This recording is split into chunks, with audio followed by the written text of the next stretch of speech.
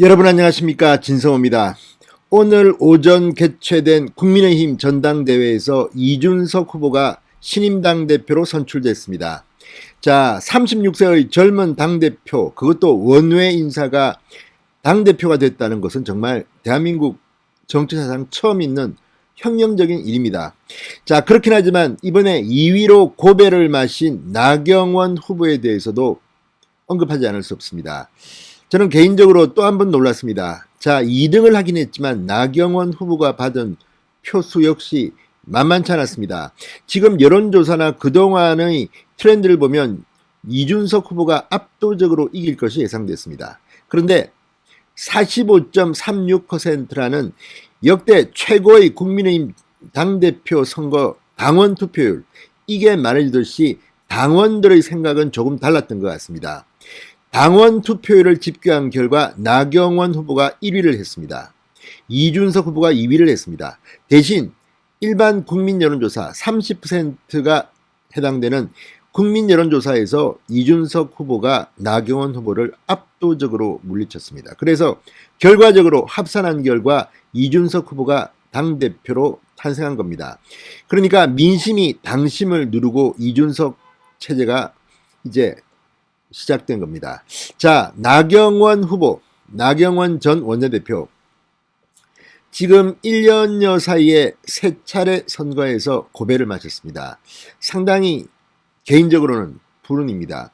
저도 사실 나경원 전 의원이 이 당대표 선거에 출마한다고 했을 때 좀 말리고 싶었지만 뭐 본인의 뜻이 그러니까 어쩌면 나경원 후보는 이런 결과까지도 예상하고 독배를 마시는 심정으로 당대표에 출마했는지도 모르겠습니다.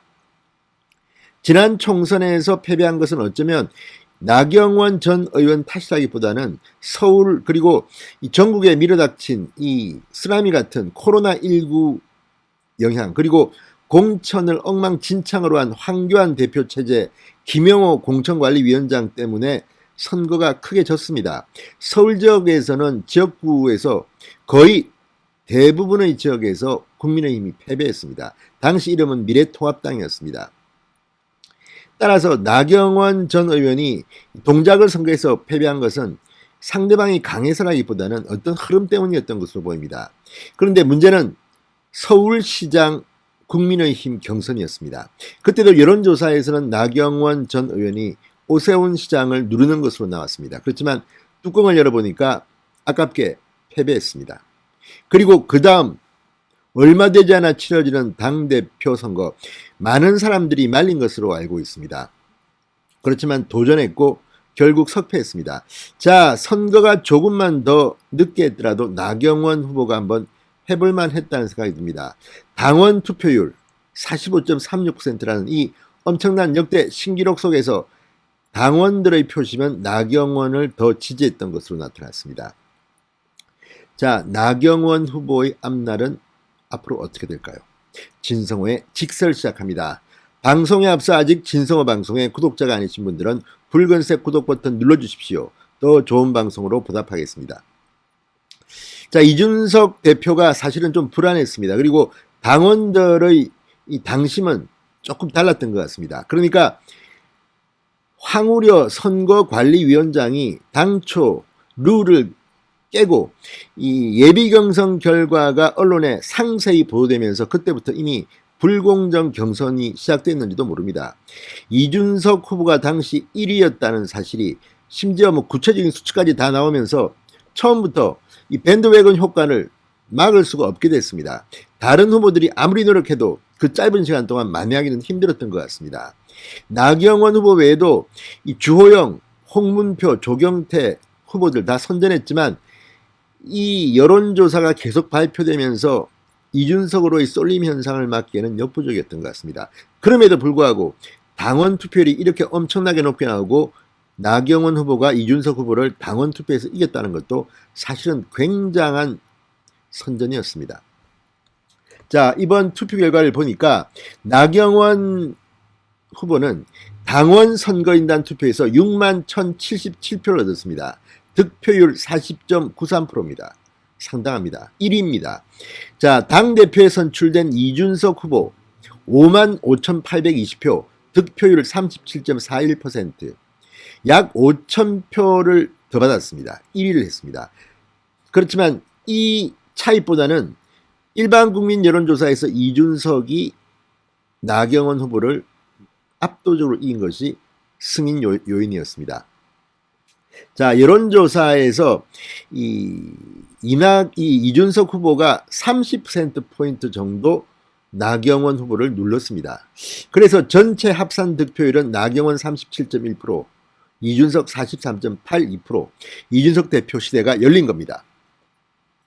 전체 득표율은 6%포인트 모자라 2위에 머무른 겁니다. 어쨌든 나경원 후보도 상당히 선전한 것으로 보입니다. 그렇지만 현실은 냉혹합니다.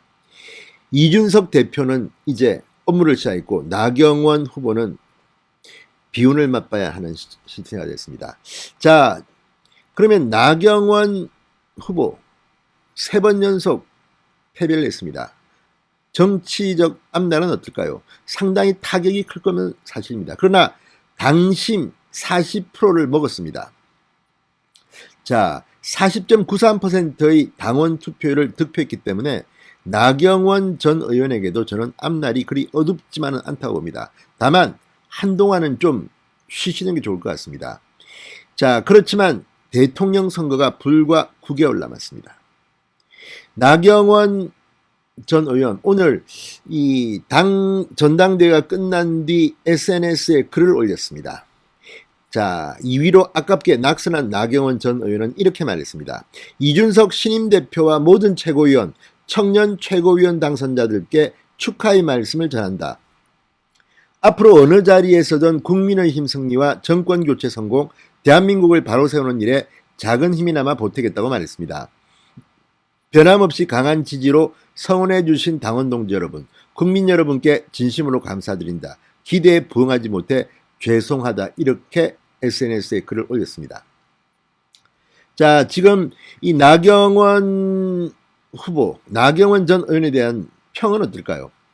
자, 당원 사이에서 입지가 탄탄하다는 것은 증명됐습니다. 따라서 일반인 여론조사에서 패한 것이기 때문에 앞으로 나경원 전 대표가 풀어야 할 과제는 분명해 보입니다. 당심을 잡았기 때문에 앞으로도 기회는 주어질 겁니다. 그렇지만 일반 국민에 대한 이 지지, 이거를 앞으로 끌어올리는 것이 중요할 것 같습니다. 자, 3번 내리 패배했다는 것은 어떤 의미에서는 상당히 개인적으로는 감당하기 어려운 그런 시련일 수도 있습니다. 그렇지만 40%의 당심을 획득한 그런 정치인이 그리 흔치는 않습니다. 자, 한 국민의힘 의원은 이렇게 말했다고 합니다. 대표 경선에 나온다는 소문이 무성했을 때 나 전 대표가 통 큰 양보를 했다면 한 단계 더 성장하고 이미지를 바꾸는 계기가 됐을 것이다. 당분간은 활동을 하기가 쉽지 않을 것이다. 그러나 저는 그럼에도 불구하고 조금 쉬고 또 활동을 해야 될 거라고 봅니다. 자, 당내 입지가 가장 탄탄한 것으로 이번에 확인된 것 아닙니까? 대통령 선거 전에도 분명히 몫이 있을 겁니다. 자, 이준석 대표 오늘 첫 기자회견에서 당원이 가장 신뢰하는 우리 당의 지도자 중 한 명이 나경원 전 대표다. 대선에서 나경원 전 대표의 격에 맞는 아주 중차대한 역할을 부탁드릴 의향이 있다. 이렇게 말했습니다. 자, 이 굉장히 추상적인 표현이지만 이준석 대표 역시 당원들의 표심을 이렇게 가지고 있는 나경원 전 의원이 대통령 선거에서 어떤 역할을 하기를 기대한다는 것으로 들립니다. 격에 맞는 아주 중차대한 역할, 이 표현이 나왔습니다. 자, 이외에도 주호영 전 원내대표, 나경원 전 대표와 비슷하게 패배했습니다. 그러나 3위였습니다. 그런데 아무래도 주호영 전 원내대표는 조금 타격이 덜할 것 같습니다. 그럼에도 타격은 크겠죠. 3등을 했습니다. 그러나 주호영 의원은 원내입니다. 지금 현역 국회의원입니다. 나경원 전 의원은 지금 원외 인사입니다.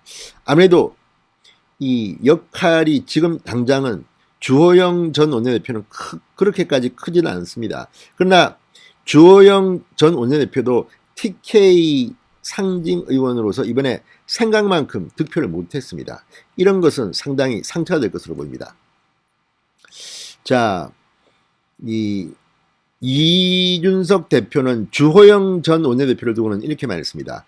국민의당과의 합당이라는 중차대한 과업 수행에서 상당히 훌륭한 역할을 했다. 주 대표가 계속 이 일을 맡아주시면 좋겠다고 생각해 관련한 일을 공식 요청할 것이다. 그러니까 안철수 국민의당과의 이 통합 과정에서 주호영 의원의 역할을 기대한다는 뜻으로 해석됩니다. 자, 어쨌든 이준석 대표 아무튼 굉장히 많은 의미가 있습니다. 그러나 일단 30대 원외, 자, 그리고 이런 대표가 혁명, 뭐 세대교체 이런 건 좋지만 안정적으로 대통령 선거전을 관리하기 위해서는 다른 사람들이 도움이 많이 필요할 겁니다. 무엇보다 대통령 선거전은 본인 당대표가 나서는 것보다는 대통령 후보가 돋보이도록 만드는 게 중요합니다. 그렇다면 어떻게 해야 될 것인가? 자, 이 당대표 선거 과정에서 상당히 갈등도 심했습니다. 썰전도 심했습니다. 이제 당대표가 된 이준석 대표의 어떤 리더십이 필요한 때가 된 것 같습니다. 그리고 나경원 전 의원, 이 또한 지나가리라. 잠시 이 시련의 계절을 감내하시기 바랍니다. 다시 한번 위로드립니다. 진성호의 직설이었습니다. 여러분 감사합니다.